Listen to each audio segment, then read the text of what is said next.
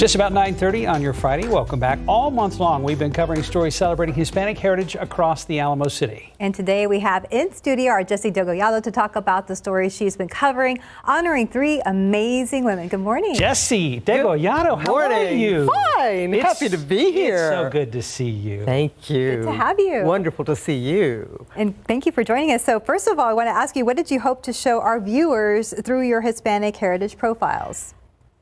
And as you know, Stephanie, a lot has changed, certainly since in my lifetime for Mexican Americans. But one thing that hasn't changed, and that's their devotion to la familia, family. And so I wanted to focus on women and find out, so who inspired you? For instance, there we have Graciela Sanchez. So she heads Esperanza Peace and Justice Center. So her roots go back, way back to the West Side. And that's her grandmother right there, I believe, and her mother. And her grandmother was actually her great-grandmother, I think, was one of the Chili Queens, and then her grandmother was also very active, and her mother was very active in terms of fighting for the rights of the people of the West Side. And so she was always a fighter and wanting to, again, try to further their lives, certainly from where they are. Jess, what about Rebecca Flores, the first state director of the United Farm Workers? Well, she's a woman who I've known for many years, like Graciela. And Rebecca was one of the leaders of the United Farm Workers in the Rio Grande Valley. And she became the state director. And so I wanted to find out about her family. And it was because her father certainly had been a farmer in Atascosa County, but then of course they later went out following the migrant path. And so she remembers very vividly, what it was like to be a migrant worker back then. And sadly, not much had improved when she became the leader of the United Farm Workers. Obviously, that's why Cesar Chavez wanted to, again, form the UFW. And so she championed their situations, hoping for struggling for higher wages, better working conditions, safer working conditions for many of those workers. And so she has an amazing, amazing story. And again, it was because of her life's experiences and her family, just like Graciela.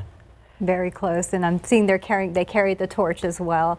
And then coming up tonight at 6, tell us how you had to take a different approach with this story.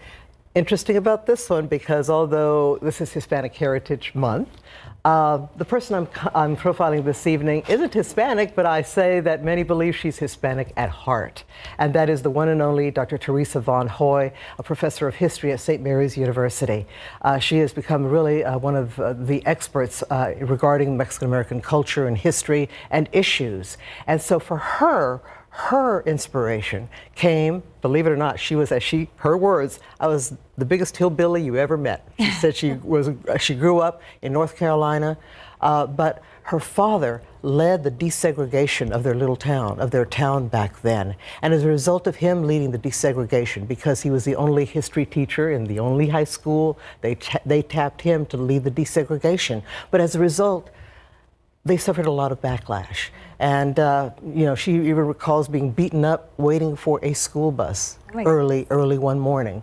And so for her, equality runs very, very deep, and so for her it's personal. So she talks about that. Jess, since we've got you here, I was going to ask you, in covering these stories, have you had any aha moments? Well, I guess the biggest aha moment is just what I've described, how our families influence who we are and the path that we take in life. And certainly for me, it was my grandfather. I never knew the man, but I really loved the story that my mother told about him being an editor of a newspaper in Monterrey. And I remember when I told her, Mom, I'm going to be a reporter, and she said, ay, mijita, you're going to starve.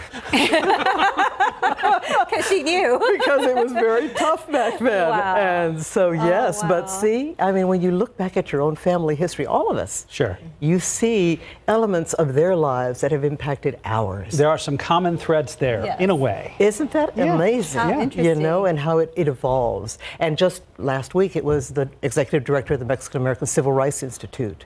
For her, her grandmother was one of the leaders of LULAC in the 1950s. Her other grandmother was the wife of an Arkansas farmer, but she admired the ideals of certainly Martin Luther King. And so she, again, held that and went on to follow that path. You bet. which is why she, kind of kept it in her back pocket indefinitely. Exactly. And has this all behind her. Well, that was also a lovely talk with her as well. Thank you.